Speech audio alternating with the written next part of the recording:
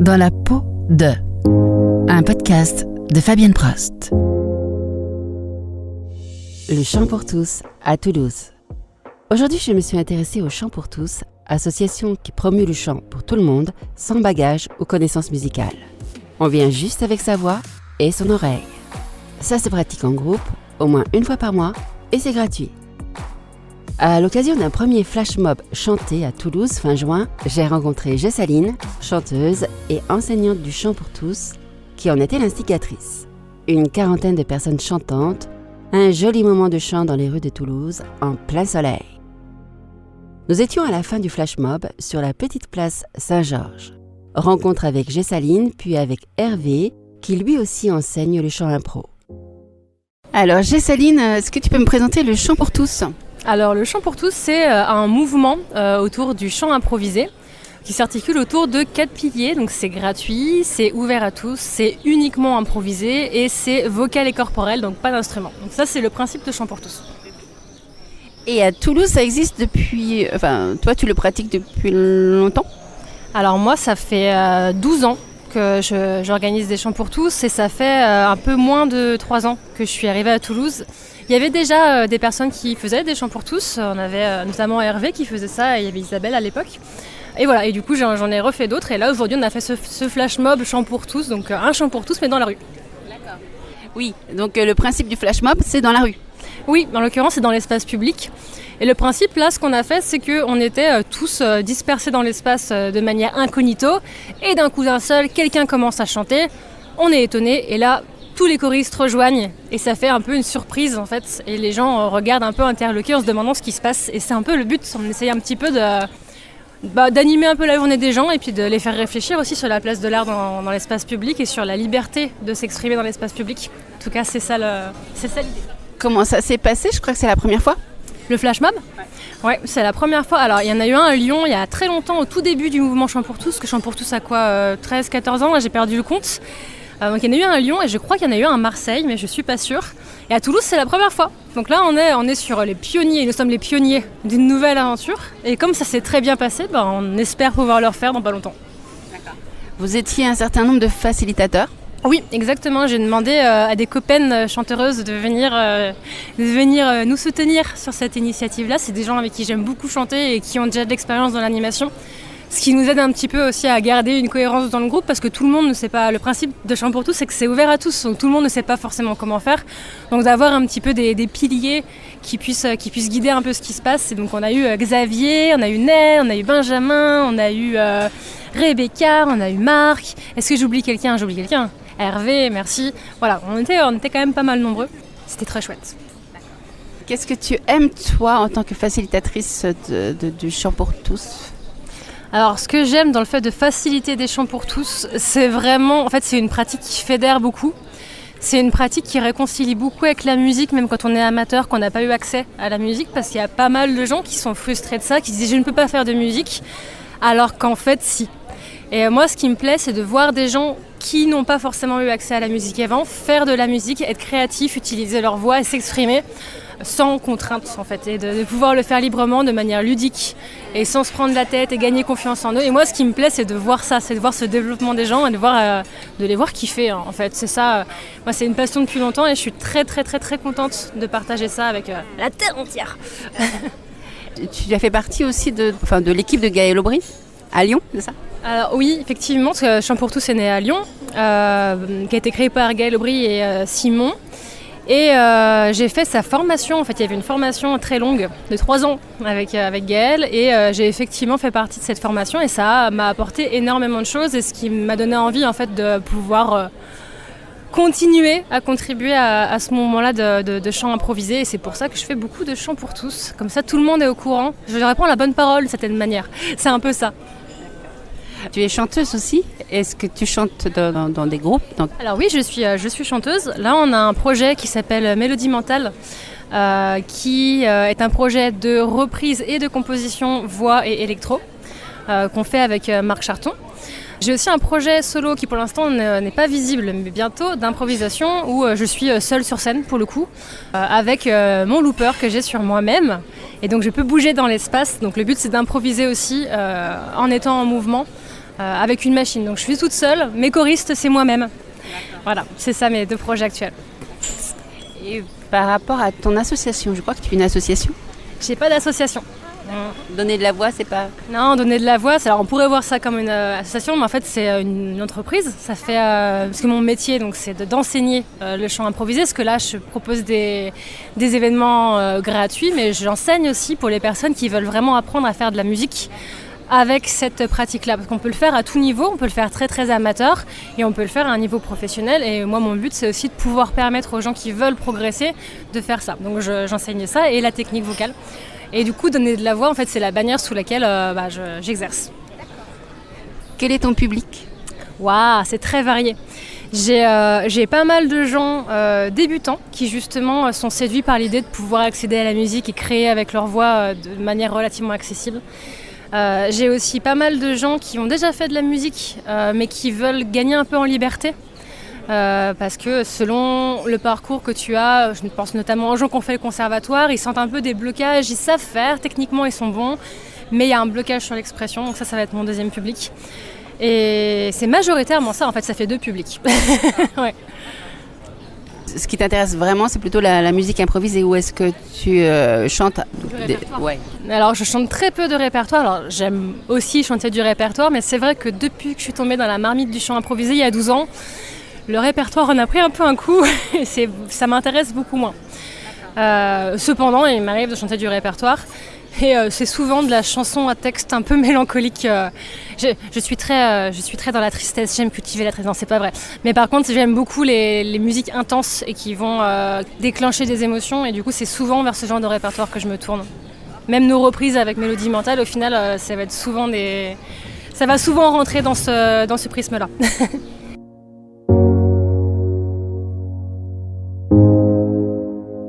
Tu peux me parler aussi du circle song?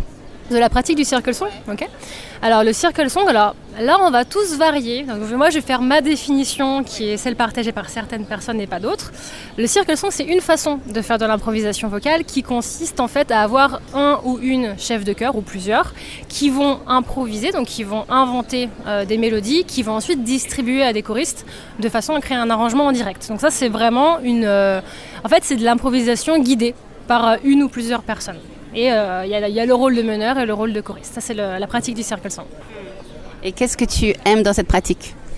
Alors, ce que j'aime, il y a plusieurs choses. C'est, en tant que facilitatrice, en tout cas de directrice de circle, il y a le côté page blanche, carte blanche.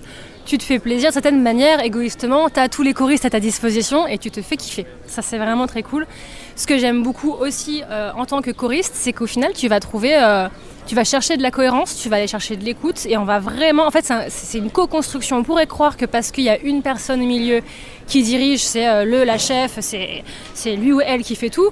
En fait, non, les choristes sont super importants. Et moi, d'aller chercher cette finesse dans l'engagement, cette précision et vraiment de la co-construction de la musique, c'est quelque chose qui me plaît beaucoup et qui me stimule beaucoup dans cette pratique. Et quelles difficultés on peut rencontrer en tant que chef de chœur d'un circle song ? Ouais, il y a plusieurs difficultés. Alors ça peut être la panne d'inspi, ça peut arriver, mais il y a encore une fois, il y a plein de techniques. Je donne des cours de circle song si vous voulez apprendre des techniques pour ne pas avoir de page blanche. Il peut y avoir ça, il peut y avoir le fait que les choristes aient un niveau hétérogène. Parfois tu vas avoir une idée, tu vas vouloir la partager et en fait patatras, en face ça tient pas parce que y a des personnes comme je disais qui viennent de tout bord et qui ne savent pas forcément faire. Mais c'est là aussi que c'est très formateur parce que quand tu es au centre, tu es censé aussi t'adapter aux personnes que tu as en face de toi. Donc c'est aussi très c'est formateur en fait de faire ça. Mais c'est une difficulté et qui peut-être parfois générer des frustrations quand tu as une grande idée et que tu te rends compte que tu vas devoir revoir ta grande idée à la baisse. Voilà, donc ça peut être ce genre de choses. C'est ce à quoi je pense majoritairement. Est-ce que quand on improvise, on peut avoir un univers vocal ou un style qui nous vienne comme ça ? Le style de musique ? Alors ça va beaucoup dépendre des gens. Il y a des gens qui arrivent à avoir des styles très très variés d'une impro à l'autre. Dans la vraie vie, ce que je remarque, c'est qu'au final, on finit tous par avoir un style qu'on répète. Moi, j'ai mon style. Quand j'entends mes copaines chanter, je peux reconnaître que c'est leur musique. Parce qu'on développe des réflexes, parce qu'on a des choses qui nous font vibrer, qui reviennent. Je pense que ce qui est intéressant, c'est d'avoir la capacité de faire absolument tout, mais ensuite quand tu crées comme tu es dans ce moment-là, et souvent ça va être un peu redondant. Ça peut être une frustration, d'ailleurs tu parlais des difficultés tout à l'heure. Quand tu commences à parler avec des personnes qui ont de l'expérience dans le chant impro, c'est « oh, je fais tout le temps la même chose ». Je fais tout le temps la même chose. Et je connais personne qui n'est pas passé par la phase « je fais tout le temps la même chose ». Et c'est nécessaire et de s'en rendre compte et de travailler pour pouvoir changer ça et avoir la capacité, si on souhaite, de changer. Mais à la fin, on aura quand même notre style et notre univers. Et je pense que c'est beau de faire ça. Est-ce que tu pratiques aussi les body percussions ? Alors je le fais aussi en l'utilisant comme un outil comme un autre. C'est pas ma spécialité. C'est vrai que c'est pas forcément quelque chose que j'ai creusé. Mais par contre, ça apporte vraiment, vraiment beaucoup dans les circles et c'est super important d'avoir au moins un petit peu de body percussion dans sa besace d'outils quand on fait de l'improvisation vocale. Pour apporter du rythme, côté beatbox ? Ouais, pour apporter de la rythmique. Puis en fait, même en termes d'énergie, dès que tu rajoutes de la percussion corporelle, il y a le corps qui s'engage. Parce qu'un des risques quand t'es choriste aussi, c'est de rester tout rigide, tout flasque d'une certaine manière. Et tu perds un petit peu la vibe de quand tu chantes. Tu mets de la body percu directement, ça va te remettre dans le corps, ça va remettre de l'énergie dans ce qui se passe. Et je trouve que pour ça, c'est un outil assez fabuleux. Est-ce que tu as quelque chose à ajouter ? Oui, venez chanter avec nous, on va sûrement refaire des flash mobs. Si vous voulez en savoir plus sur Chant pour tous, il y a chantpourtous.com, mais surtout si vous voulez en savoir plus sur Donner de la voix, il y a donnerdelavoi.fr, il y a tous les ateliers, tous les événements que je propose qui sont référencés là-dessus et plus on est de fous, plus on rit, donc venez. Merci beaucoup. Merci à toi. Extrait d'un chant improvisé ce jour-là.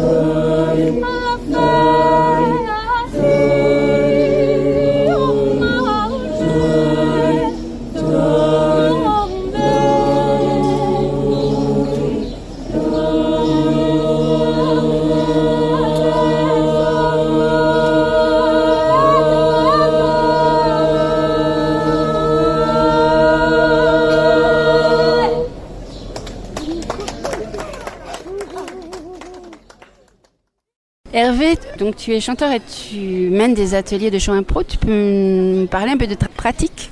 Eh ben oui, je peux. Le chant improvisé pour moi, c'est vraiment la quête du présent. C'est ce qui s'est présenté à moi dès que j'ai commencé à chanter improvisé. C'est qu'on se retrouve face à notre capacité d'appréhender le présent. Voilà, et puis d'accepter le présent tel qu'il arrive, quoi. Et le présent en tant que cadeau et en tant que ici et maintenant. Voilà. Ce qui veut dire des pannes d'inspiration ou le vide un peu, c'est comme quand on improvise, il y a...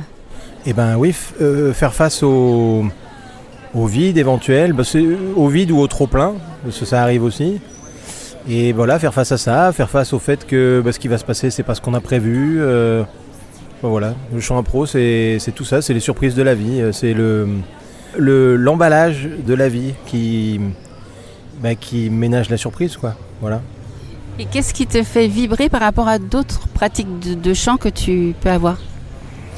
En fait, ce que j'aime, c'est que c'est une pratique qui est la moins excluante que je connais, la plus incluante que je connaisse, en fait. Parce que, il y a le chant impro, il y a le théâtre impro et la danse impro.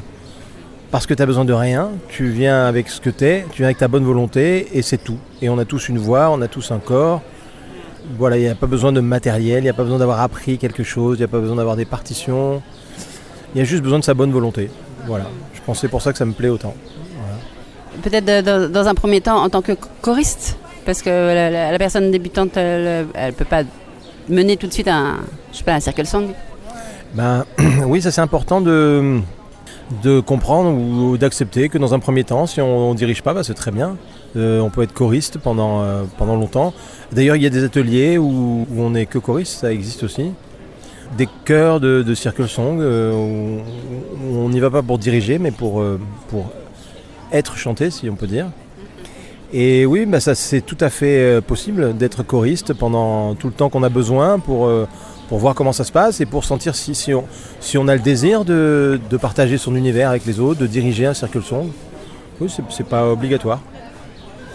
Ça t'est venu tardivement, le goût du chant improvisé ? Ça fait longtemps que je suis chanteur, guitariste. Et un jour, je me suis dit que j'allais transmettre. Je me suis mis à transmettre le chant. Et au bout d'un moment, j'ai eu le désir de réunir les chanteurs pour qu'ils puissent partager, tout simplement. Et je me demandais sur quelle base, parce que je n'avais pas envie de leur faire apprendre un chant, je n'avais pas envie de faire une chorale. Et donc assez naturellement, je vais vers le chant impro, je me demande si ça existe, le chant improvisé, et je me rends compte qu'il y a une pratique qui existe. Et là, je tombe dessus et ça va très vite parce que c'est un outil que j'ai cherché depuis longtemps. Et voilà, et depuis, j'ai plus jamais lâché. Voilà. Et par rapport au circle song, tu mènes aussi des circle songs ? Oui, en fait, moi quand j'ai découvert le chant impro, j'ai découvert la pratique sous deux formes. Circle song d'un côté et co-impro vocal de l'autre côté. Donc circle song, on a quelqu'un au milieu qui déploie son univers. Et co-impro, c'est aussi en cercle, sauf qu'il n'y a personne au milieu et chacun intervient comme bon lui semble. Et en fait, les règles sont plus ou moins les mêmes. Et c'est deux univers qui communiquent entre eux, le circle song et la co-impro. Et les deux sont super et les deux amènent des choses différentes. Merci. Merci à toi.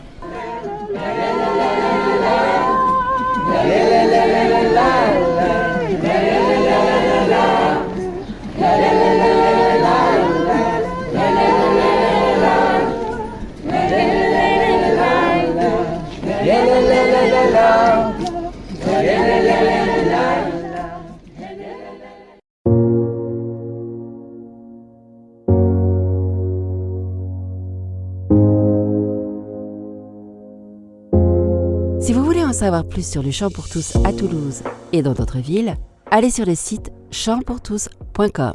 Et si l'aventure de l'improvisation vocale vous tente, allez sur le site de Chessaline, donnerdelavoix.fr. Les ateliers et stages de Hervé Almos-Nino sont à retrouver à partir de son association Plein Air. Mais il y a beaucoup d'autres facilitateurs et facilitatrices du chant pour tous que je vous invite à découvrir sur chantpourtous.com. Vous allez pouvoir retrouver cet épisode mercredi à 19h30 sur Radio Occitanie, puis sur toutes les plateformes de podcast et ma chaîne YouTube. En août, vous allez pouvoir réécouter des épisodes de Dans la peau de créés cette année. Je reviendrai en septembre avec de nouvelles découvertes associatives. Bel été à vous. À bientôt.